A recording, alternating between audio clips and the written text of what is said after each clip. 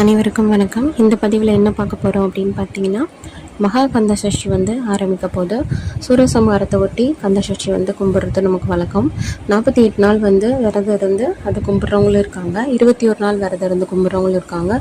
முடியாது அப்படிங்கிற பட்சத்தில் 7 நாள் 5 நாள் இப்படி விரதம் இருக்கிறவங்களுமே இருக்காங்க.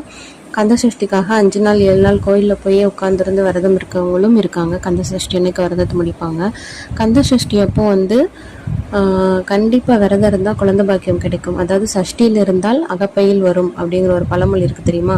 சஷ்டியில் விரதம் இருந்தால் அகப்பையான கர்ப்பப்பையில் வந்து குழந்தை தங்கும் அப்படிங்கிறது வந்து ஐதீகம். அசுரனை அழித்து சூரபத்மனை வென்று அவர் வந்து கந்த சஷ்டி வந்து நம்ம கொண்டாடுறோம். ஸோ அதே மாதிரி நம்மக்கிட்ட இருக்க கெட்டது எல்லாத்தையுமே அழிச்சிட்டு அவர் நமக்கு நல்லது மட்டுமே தருவார். அப்படிங்கிறனால தான் மெயினாக அது வந்து அந்த ஃபெஸ்டிவலோட மீனிங் அதான். அதே மாதிரி அந்த சஷ்டியில் விரதம் இருக்கும்போது அவர் வெற்றி பெற்ற நேரத்தில் நம்ம என்ன கேட்டாலும் அதை வந்து சந்தோஷமாக தரக்கூடியவர். அப்படிங்கிறனால அதில் குழந்தை பாக்கியத்துக்காண்டி விரதம் இருக்கணும் அப்படின்னு சொல்லுவாங்க.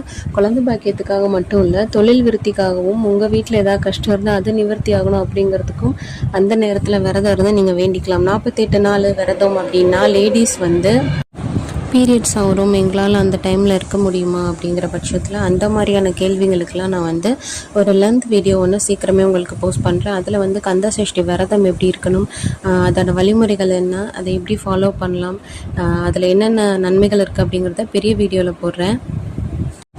இது வரைக்கும் கந்த சஷ்டி விரதம் இருக்காதவங்க ஃபஸ்ட்டு இயராக ஸ்டார்ட் பண்ணணும் அப்படின்னு நினைக்கிறவங்க இந்த வருஷம் ஸ்டார்ட் பண்ணுங்கள். கண்டிப்பாக குழந்தை பாக்கியம் இல்லாதவங்களுக்கும் தொழில் விருத்திக்காக விரதம் இருக்கிறவங்களுக்கும், இல்லை சஷ்டி ஏதோ உங்களுக்கு மனசு கஷ்டம் அதுக்காக சஷ்டி விரதம் இருக்க போகிறேன் அதை நிவர்த்தி ஆகணும் அப்படின்னா கண்டிப்பாக இருங்க. அடுத்த வருஷம் சஷ்டிக்குள்ளே வந்து உங்களோட பிரச்சனைகள் எல்லாமே தீந்துடும். அந்த கந்தன் வந்து உங்களுக்கு எல்லா பலனையும் வந்து கொடுப்பாரு. அதனால தான் நான் முன்னாடியே வந்து போஸ்ட் பண்ணியிருக்கேன். இப்போது விரதத்துக்கு தயாராகிருங்க. நான் ஃபுல் வீடியோவில் ஃபுல் டீட்டெயில்ஸுமே உங்களுக்கு சொல்கிறேன். ஏதாவது உங்களுக்கு டவுட்ஸ் இருந்துச்சுன்னா கமெண்ட்ஸில் கேளுங்க. இது வரைக்கும் நம்ம சேனலை சப்ஸ்கிரைப் பண்ணாமல் பார்த்துட்டு இருந்தீங்கன்னா மறக்காமல் சப்ஸ்கிரைப் பண்ணி வச்சுக்கோங்க. சீக்கிரமே அப்டேட்ஸ் வரும்.